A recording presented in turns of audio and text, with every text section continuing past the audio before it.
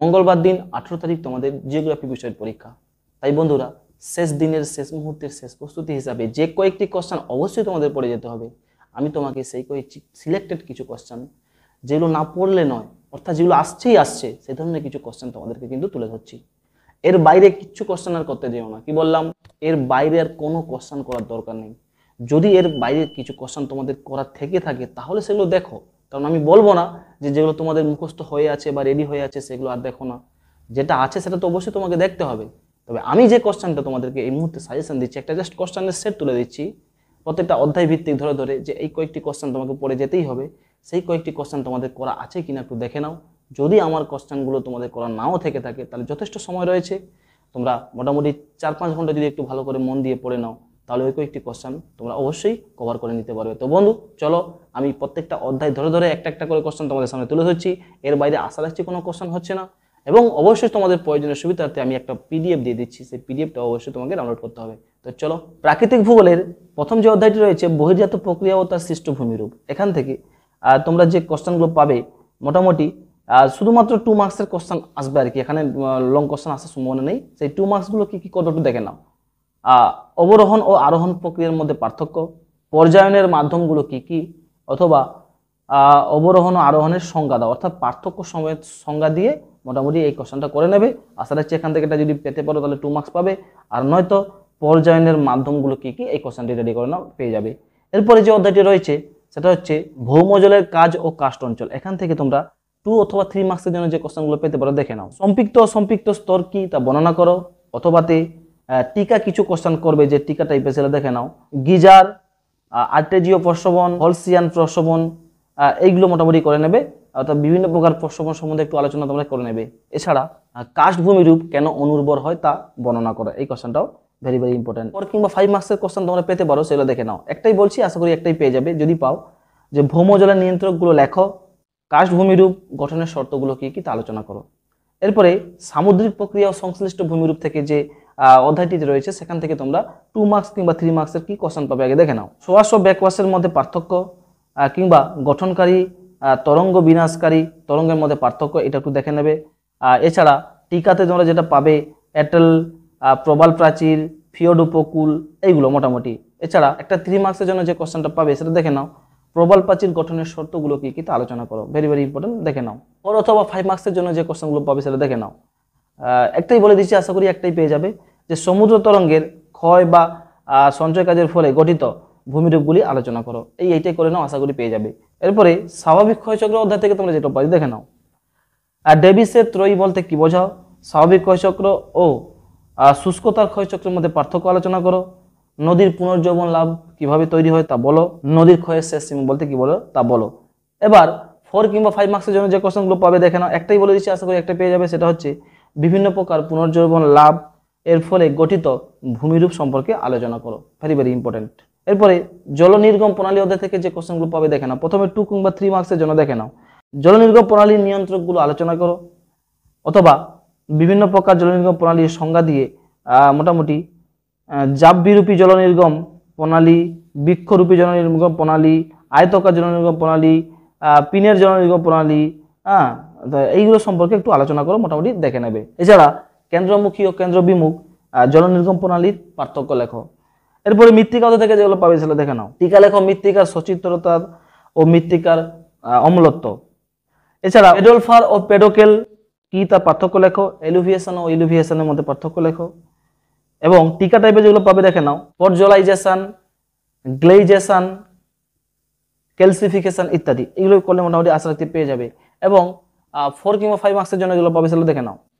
মৃত্তিকা পরিলেখ কি, একটি আদর্শ মৃত্তিকা পরিলেখ বর্ণনা করো, কিংবা মৃত্তিকা ক্ষয়ের কারণ ও তার প্রতিকার বর্ণনা করো, এবং মৃত্তিকাকে সংরক্ষণ কিভাবে করা হয় অর্থাৎ সংরক্ষণের পদ্ধতিগুলো আলোচনা করো। এর বাইরে কিছু করার দরকার নেই। এরপরে বায়ুমণ্ডলীয় গোলযোগ এই অধ্যায় থেকে যে কোশ্চেনগুলো পাবে 2 কিংবা 3 মার্কসের জন্য আগে দেখো। ঘূর্ণবাত ও প্রতিঘূর্ণবাতের মধ্যে পার্থক্য লেখো, টাইফুন, সাইক্লোন, টর্নেডো, হেরিকেন, এগুলো সম্পর্কে একটু টিকা লেখো, কিংবা উষ্ণ সীমান্ত শীতল সীমান্তের পার্থক্য লেখো, ভেরি ভেরি ইম্পর্টেন্ট। আবার টিকা ওয়ার্কার সার্কুলেশন কিংবা লালিনা, এগুলো মোটামুটি একটু করে নেবে। এবার 4 কিংবা 5 মার্কসের জন্য যে কোশ্চেনগুলো পাবে সেগুলো দেখে নাও। ত্রিকোষীয় মডেল ব্যাখ্যা করো, জেট স্ট্রিম এর বৈশিষ্ট্য ও জীবনচক্র আলোচনা করো, ক্রান্তীয় ঘূর্ণবাদ ও নাতিশীতোষ্ণ ঘূর্ণবাদের মধ্যে পার্থক্য লেখো। এরপরে জীব বৈচিত্র্য অধ্যায় থেকে যে কোশ্চেনগুলো পাবে দেখে নাও। 2 মার্কসের জন্য এগুলো পাবে, টিকা টাইপের পাবে আর কি। জীব বৈচিত্র্য কি, জীব বৈচিত্র্য হটস্পট কাকে বলে, ডাটা বুক কি, ইন সিটু এক্স সিটু সংরক্ষণ কি, এইগুলো আর কি। আর 4 কিংবা 5 মার্কসের জন্য যেগুলো পাবে সেগুলো দেখে নাও। জীব বৈচিত্র্যের প্রকারভেদ করে তা আলোচনা করো, ঠিক আছে, কিংবা জীব বৈচিত্র্য সংরক্ষণের বিভিন্ন কৌশল আলোচনা করো। অর্থাৎ বন্ধুরা প্রতিটা অধ্যায় থেকে আমি তোমাকে কিন্তু লং কোশ্চেন মোটামুটি একটা করে দিচ্ছি, আর 2 মার্কস আর 3 মার্কসের মোটামুটি 2-3টা করে দিচ্ছি। অর্থাৎ এই কয়েকটু তোমাকে পড়তেই হবে, কারণ এত বড় বইয়ের একটা কনসেপশন তোমাকে অবশ্যই নিয়ে যেতে হবে। যাই হোক, এরপরে প্রাকৃতিক দুর্যোগ ও বিপর্যয় এই অধ্যায় থেকে তোমরা কি পাবে দেখো। 2 মার্কসের জন্য সুনামি, খরা কি, আর দুর্যোগ ও বিপর্যয়ের মধ্যে পার্থক্য লেখো। এবং 3 মার্কসের জন্য যেটা পাবে সেটা হচ্ছে বন্যা ও খরার প্রভাব ও প্রতিরোধ ব্যবস্থা বলো, কিংবা বিপর্যয়ের পূর্বে গৃহীত ব্যবস্থাগুলি লেখো, কিংবা দুর্যোগ ও বিপর্যয়ের পরবর্তী ব্যবস্থা লেখো। অর্থাৎ একটা কোশ্চেনই ভালো করে নাও, দুর্যোগ ও বিপর্যয়ের পরবর্তী এবং পূর্ববর্তী অবস্থা, দুর্যোগ ও বিপর্যয়ের মধ্যে যে পুরো বৈশিষ্ট্য পার্থক্য ভালো করে দেখে নাও, দেখবে এখান থেকে একটা পেয়ে যাবে। আর তাছাড়া বন্যা, খরা এগুলো তো একটু মোটামুটি দেখে যাবে, পাবেই। এরপরে যে অধ্যায়টি রয়েছে সেটা হচ্ছে জলবায়ু, স্বাভাবিক উদ্ভিদ ও জলবায়ু পরিবর্তন, ঠিক আছে। সেখান থেকে 2 মার্কসে যেগুলো পাবে দেখে নাও। ওজন গহ্বর কি, টিকা টাইপের যেগুলো পাবে, ছায়াপ্রিয় উদ্ভিদ, লবণাম্বু উদ্ভিদ, আলোকপ্রিয় উদ্ভিদ, অবশ্যই কমন। এরপরে স্বাভাবিক উদ্ভিদের উপর জলবায়ুর কি প্রভাব রয়েছে, এটি মোটামুটি 3 মার্কসের জন্য করে নেবে। আর 4 কিংবা 5 মার্কসের জন্য যেটা করবে মোটামুটি ওজন স্তর ক্ষয়ের কারণ ও প্রভাব উল্লেখ করো, ভালো কোশ্চেন। গ্রিন হাউস গ্যাসের প্রভাব আলোচনা করো, ভেরি ভেরি ইম্পর্টেন্ট। কিংবা লবণাম্বু উদ্ভিদের শারীরবৃত্তীয় অভিযোজন সম্পর্কে কি জানো তা লেখো। অর্থাৎ বন্ধুরা হাতে গোনা যে কয়েকটি কোশ্চেন বললাম এর বাইরে কিন্তু আর প্রাকৃতিক ভূগোল থেকে কোশ্চেন হচ্ছে না, একদম তুমি কনফার্ম থাকতে পারো। এবং আমি তোমাদের প্রয়োজনীয় সুবিধার্থে অবশ্যই একটা পিডিএফ দিয়েছি, সেখান থেকে দেখে কোশ্চেনগুলো তোমাদের যেগুলো করা থেকে থাকবে সেগুলোই করবে, যেগুলো তোমাদের সাথে মিল রয়েছে, যেগুলো নেই আর শেষ মুহূর্তে এগুলো আর পড়া দরকার নেই। তবে আমি যেগুলো তোমাদেরকে বলে দিচ্ছি সেগুলো কিন্তু তোমাকে অবশ্যই পড়তে হবে। ওগুলো হচ্ছে হাইলাইটেড কোশ্চেন বন্ধু, ঠিক আছে। এরপরে আঞ্চলিক বা অর্থনৈতিক ভূগোল থেকে যেগুলো পাবে সেগুলো দেখে নাও। প্রথমে অর্থনৈতিক কার্যাবলীর মাধ্যমে যেগুলো পাবে 2 কিংবা 3 মার্কসে পেতে পারো, সেগুলো কি পাবে। প্রথম, দ্বিতীয়, তৃতীয় স্তরের অর্থনৈতিক কার্যাবলীর সংজ্ঞা সহ টিকা বা বৈশিষ্ট্য, এই ধরনের কোশ্চেন ছাড়া অন্য কিছু কোশ্চেন পাবে না। একটা কোশ্চেন করে নাও, আশা রাখছি পেয়ে যাবে। এবং কৃষি অধ্যায় থেকে যেগুলো পাবে দেখে নাও। টিকা টাইপের যেগুলো পাবে সেগুলো হচ্ছে আর্দ্র কৃষি, শুষ্ক কৃষি, শস্য প্রগাঢ়তা, নীল বিপ্লব, শ্বেত বিপ্লব, ট্রাক ফার্মিং, মিলেট ইত্যাদি, এগুলোই করে নাও, পেয়ে যাবে। আর পার্থক্য টাইপের যেগুলো পাবে শুষ্ক কৃষি, আর্দ্র কৃষির মধ্যে পার্থক্য লেখো। কিংবা আরো কোশ্চেন যেগুলো পাবে সবুজ বিপ্লবের প্রভাব ও লক্ষ্য উল্লেখ করো। কিংবা একটা পার্থক্য পাবে ব্যাপক কৃষি ও প্রগাঢ় কৃষির মধ্যে পার্থক্য লেখো। কিংবা ভারত বা চীনে ধান উৎপাদনের কেন অনুকূল ভৌগোলিক পরিবেশ অবস্থা উন্নত তা বলতে হবে, ঠিক আছে। এছাড়া দক্ষিণ ভারতে কফি চাষ কেন উন্নত রয়েছে সেটা বলো। শ্রীলঙ্কায় চা চাষ কেন উন্নতি তা বলতে হবে। মিশরে কার্পাস চাষ কেন উন্নত তা বলতে হবে। শ্রীলঙ্কায় নারকেল চাষ কেন ভালো হয় তা বলতে হবে। এইগুলো মানে মোটামুটি ম্যাক্সিমাম কোশ্চেনগুলো কমন টাইপের, একই ধরনের পয়েন্ট থাকে, একই ধরনের কারণ থাকে আর কি। যাই হোক, এরপরে ভূমধ্যসাগরীয় অঞ্চলে বাজার ভিত্তিক বাগান কৃষির উন্নয়নের কারণ কি।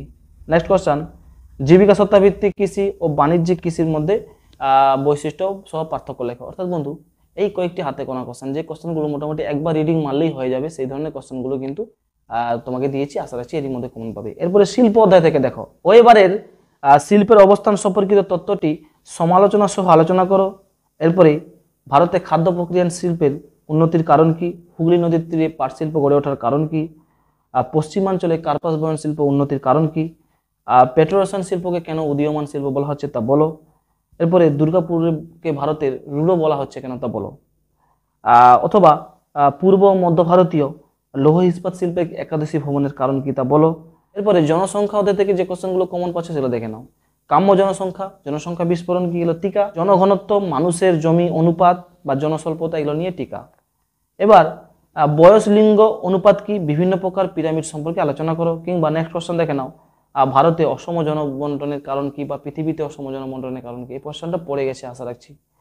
এরপর দেখো জনঘনত্ব অনুযায়ী ভারতের বিভিন্ন রাজ্যকে ভাগে ভাগ করা যায়, কি কি বর্ণনা করো। এরপরে জনবসতি থেকে যে কোশ্চেনগুলো পাবে দেখে নাও। জনবসতি কাকে বলে, গ্রামীণ ও পৌর জনবসতির মধ্যে পার্থক্য লেখো। গ্রামীণ জনবসতি কাকে বলে, বিভিন্ন প্রকার জনবসতির বর্ণনা দাও। এছাড়া গোষ্ঠীবদ্ধ ও বিক্ষিপ্ত জনবসতির মধ্যে পার্থক্য লেখো। আয়তনের ভিত্তিতে বসতির শ্রেণী বিভাগ করো। এরপরে অধ্যায় যেটা রয়েছে সেটা হচ্ছে আঞ্চলিক অর্থনৈতিক উন্নয়ন। এই অধ্যায় থেকে যেগুলো পাবে, হলদিয়া ও বেঙ্গালুরু অঞ্চল গড়ে ওঠার কারণ কি বা হলদিয়া বন্দরের অর্থনৈতিক গুরুত্ব কি? নেক্সট কোশ্চেন, বৃহৎ ও ক্ষুদ্র পরিকল্পনা অঞ্চলের মধ্যে পার্থক্য লেখো। আর লাস্ট অধ্যায় যে রয়েছে সেটা হচ্ছে পরিবহন ও বাণিজ্য। এই অধ্যায় থেকে যেগুলো পাবে, সড়ক অথবা রেলপথ অথবা জনপথ অথবা বিমানপথের সুবিধা অসুবিধাগুলো উল্লেখ করো। টিকা যেগুলো পাবে, সোনালী চতুর্ভুজ, হীরক চতুর্ভুজ, সার্ক, WTO, ওপেক, G8, সাপটা। অর্থাৎ বন্ধুরা, ভূগোল বিষয়ের প্রত্যেকটা অধ্যায় ধরে ধরে আঞ্চলিক ভূগোল এবং প্রাকৃতিক ভূগোল থেকে আমি তোমাকে কিন্তু পুরো সম্পূর্ণ সাজেশন প্রোভাইড করলাম। 2 মার্কস, 3 মার্কস, 5 মার্কস। অর্থাৎ এর বাইরে কোনো কোশ্চেন আর আসছে না, তোমাকে আর পড়ার দরকারও নেই। এবং আমি অবশ্যই তোমাকে প্রয়োজনীয় সুবিধার্থে একটা ডেসক্রিপশন বক্সে PDF দিয়েছি, সেই PDFটা অবশ্যই ডাউনলোড করবে।